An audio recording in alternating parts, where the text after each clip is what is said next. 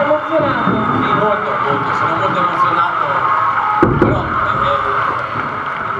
io posso solo dire che ricambio tutto questo amore, tutto questo affetto, tutto questo calore, perché questa terra per me è la mia terra, questo club è la mia casa, questa squadra è la mia squadra.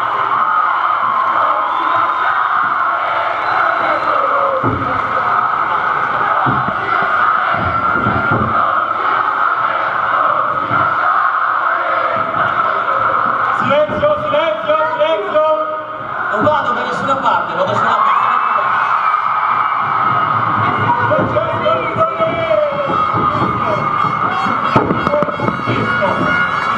Di solito sono in luce allora mister, non si è mai visto un amore per un allenatore, si è nota senza fare paragoni, ma questo è un amore pazzesco, sinceramente è qualcosa di eccezionale che si può vivere tutti i 2 anni. Ma io li ringrazio, mi sento di ringraziare questa gente che veramente sento mi vuole un grande bene, ma non penso che sia sicuramente mi stimano, mi apprezzano anche prima che arrivassi, perché già avevo fatto un anno qua, però se c'è tutto questo entusiasmo credo che sia perché questi ragazzi hanno fatto cose straordinarie e perché il nostro lavoro io lo cambio dalle persone che sono qui con me, dal mio staff, da tutte le persone che collaborano con noi.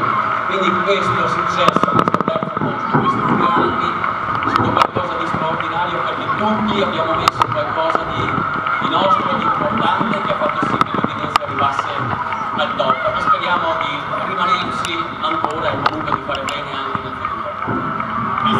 Mister, davvero. Lei veramente merita una pagina da 10, non solo per aver ottenuto ottimi risultati, ma anche per aver valorizzato ogni singolo giocatore.